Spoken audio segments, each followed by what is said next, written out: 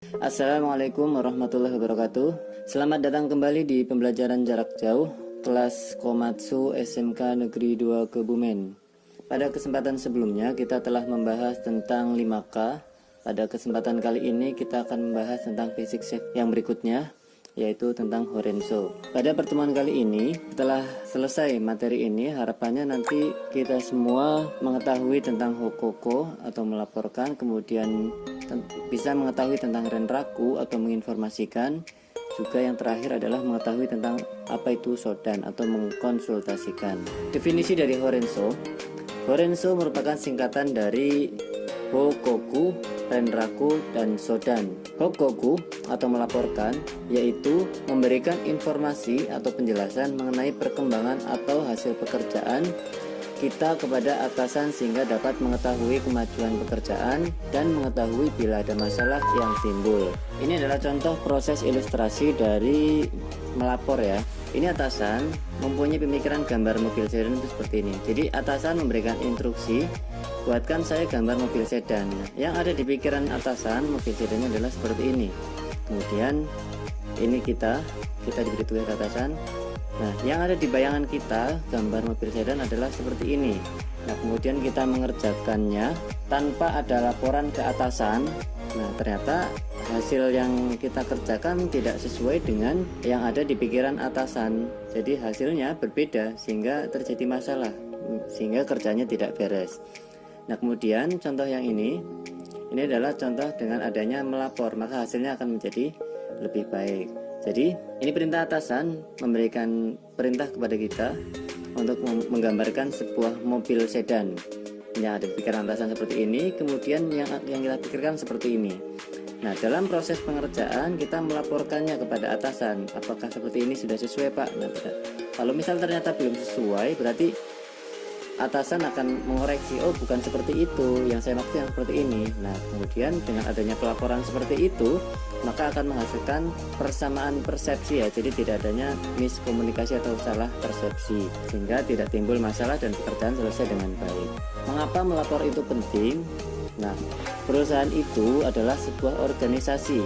Dalam sebuah organisasi terdapat jenjang atau struktur organisasi yang memposisikan jalur tugas atau koordinasi. Jadi ada atasan, kita mempunyai atasan ya, kemudian di sini kita dan kita mempunyai rekan. Nah, kemudian pekerjaan dimulai dari sebuah laporan. Laporan adalah dasar instruksi atasan yang memperbaiki proses kerja untuk mencapai hasil yang ditargetkan. Nah, kemudian misalnya ada rekan kerja kita sudah melakukan sesuatu, kemudian melaporkannya kepada atasan, sehingga laporan dari rekan kerja kita tadi itu adalah yang menjadi dasar untuk memberikan perintah kepada kita dari atasan. Laporan berisi penjelasan mengenai perkembangan dan hasil kerja kita kepada atasan. Selanjutnya, dengan kita melapor, memunculkan masalah yang tersembunyi. Sebetulnya banyak masalah di tempat kita yang tidak kita sadari. Nah, butuh laporan untuk memunculkan masalah agar dapat diperbaiki. Ini adalah contohnya. Jadi contoh kasusnya itu seperti bisa diibaratkan seperti gunung es di lautan ya. Jadi kelihatannya masalah yang timbul hanya sedikit, tapi sebetulnya banyak masalah lain yang tidak kita sadari. Kemudian juga bisa diibaratkan seperti bola salju. Jadi awalnya kecil karena kita biarkan dan kita tidak menyadari, lama-lama dia akan menjadi besar.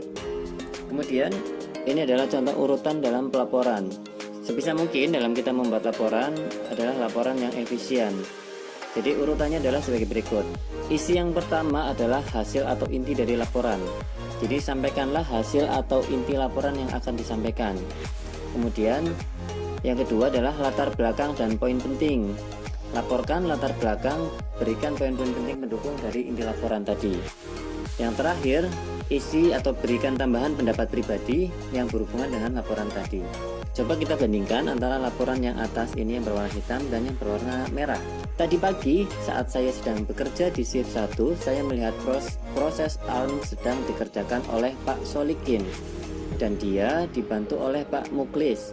Selang beberapa lama, saya melihat ada orang yang melintas di proses revo. Proses tersebut sedang dikerjakan oleh 3 orang. Kemudian saya melihat kecelakaan di tempat tersebut. Kemudian dengan laporan yang kedua yang berwarna merah, Pak, ada kecelakaan di proses revo. Korbannya adalah Pak Agus. Kecelakaan terjadi karena Pak Agus tidak mengenakan kacamata pada saat grinding. Percikan api bur mengenai matanya. Menurut saya Pak, kita harus memeriksa di proses serupa untuk memastikan agar operator lain mengikuti standar safety. Kira-kira lebih bagus laporan yang mana?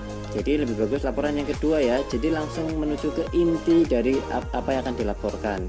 Jadi kalau laporan yang pertama ini terlalu bertele-tele tetapi tidak menjurus ke pokok permasalahannya. Jadi intinya kan tadi ada yang kecelakaan. Di laporan yang pertama ini hanya mengatakan ada yang kecelakaan. Jadi tidak dijelaskan siapa yang kecelakaan, kemudian penyebabnya apa. Kemudian tidak ditambahi dengan poin-poin penting dan pendapat pribadi. Ini adalah poin-poin dalam laporan. Yang pertama, atasan menginginkan laporan yang tepat dan akurat. Yang kedua, informasi harus dilaporkan secepatnya, terutama informasi yang buruk. Ini penting, kenapa? Karena supaya hal-hal yang tidak diinginkan segera bisa teratasi. Selain itu, ini juga mengantisipasi terjadi hal-hal buruk yang semakin membesar. Kemudian, melapor harus lebih diprioritaskan daripada kegiatan rutin harian. Kemudian, yang keempat, sesuaikan dengan kondisi, pilih alat yang sesuai dalam melapor, notes, dan lain-lain. Kemudian, jangan malu untuk melapor walau atasan sedang sibuk. Yang keenam, berinisiatiflah melapor, jangan menunggu. Yang ketujuh, laporkan walaupun hal-hal yang dirasa kurang begitu penting. Yang kedelapan, jika ragu dalam mengambil keputusan, segeralah melapor. Yang kesembilan, jangan hanya hasilnya namun perkembangan dari pekerjaan harus dilaporkan juga. Yang ke-10, pendapat pribadi harus dipisahkan dari fakta sebenarnya. Yang ke-11, jangan menyimpan masalah sendirian. Yang ke-12, biasakan untuk selalu mencatat. Kemudian yang ke-13, jadikanlah melapor sebagai kebiasaan. Kemudian yang kedua adalah menginformasikan atau renraku. Apa itu menginformasikan? Yaitu menyampaikan suatu berita kepada orang-orang yang menurut hasil pemikiran atau pertimbangan memang harus diberitahu berita tersebut. Contoh ilustrasinya seperti ini. Jadi diri kita ini memberikan informasi kepada rekan kerja, memberikan informasi kepada pelanggan, memberikan informasi kepada supplier, dan memberikan informasi kepada pihak-pihak yang terkait. Mengapa menginformasikan itu penting? Yang pertama, menghindari masalah akibat kesalahan persepsi. Perbedaan persepsi dapat menyebabkan kerjasama yang buruk dan target yang tidak tercapai. Kemudian yang kedua, pentingnya menginformasikan yaitu untuk mengantisipasi perubahan yang terjadi. Nah, perubahan instruksi, data, dan fakta dapat terjadi secara cepat, maka dibutuhkan informasi untuk menghadapi perubahan yang terjadi. Ini adalah urutan menginformasikan yang efisien. Yang pertama adalah sampaikan dulu kesimpulannya atau hasil atau inti, kemudian alasan atau latar belakang, kemudian baru konfirmasikan apakah pesannya sudah sampai atau belum. Nah, dalam memberikan informasi, jadi kita menggunakan prinsip 5W plus 1H ya. Nah, who, siapa, kemudian what, apa masalahnya, kemudian where, di mana tempatnya, when, kapan kejadiannya, why, kenapa bisa terjadi, how, bagaimana kejadiannya, how many, berapa jumlahnya, kemudian how much, berapa rupiah. Selanjutnya, dalam keadaan darurat dan harus menghubungi secepat mungkin sementara atasan tidak ada di tempat, ini yang harus dilakukan. Hubungi atasan yang lebih tinggi lagi yang berhubungan dengan urusan tersebut dan meminta arahannya. Kemudian sampaikan juga informasi ini kepada bagian yang terkait. Kemudian hubungi pelanggan dan informasikan keputusannya. Kemudian laporkan kepada atasan langsung pada kesempatan berikutnya. Berikutnya, ini adalah poin-poin dalam menginformasikan. Informasi yang mendesak lebih penting dibandingkan kerja harian. Untuk informasi yang rumit, rangkum dengan ringkas terlebih dahulu. Urutan menginformasikan adalah kesimpulan, alasan, latar belakang, dan kondisi. Jika meninggalkan pesan, konfirmasikan ke orang tersebut apakah telah menerima informasinya. Jika menerima pesan yang penting dan mendesak, beritahu juga orang lain yang terkait. Waktu yang tepat untuk menginformasikan adalah waktu di sela-sela antara pekerjaan. Dan yang terakhir adalah konsultasi atau sodan. Apa itu berkonsultasi? Yaitu meminta pendapat kepada rekan atau atasan karena ragu akan kewenangannya atau tidak yakin dengan keputusan yang akan diambil. Mengapa berkonsultasi itu penting?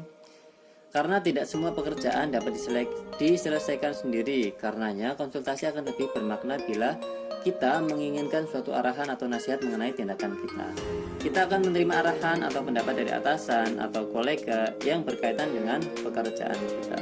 Ini adalah cara berkonsultasi yang efisien. Nah, pertama siapkan data atau referensi. Kemudian, bila kita mengalami ragu untuk memecahkan masalah sendiri atau ragu dengan mengenal kita, berkonsultasilah dengan atasan atau pihak yang terkait. Kemudian, analisa kondisi dan pahami masalahnya dengan baik. Selanjutnya, cari solusi sendiri dulu. Jangan hanya terpaku dengan cara atau pengalaman kita. Berkonsultasilah dengan orang lain, terima pendapat orang lain dengan hati terbuka, hargai juga pendapat yang kritis. Dan ini adalah etika dalam berkonsultasi.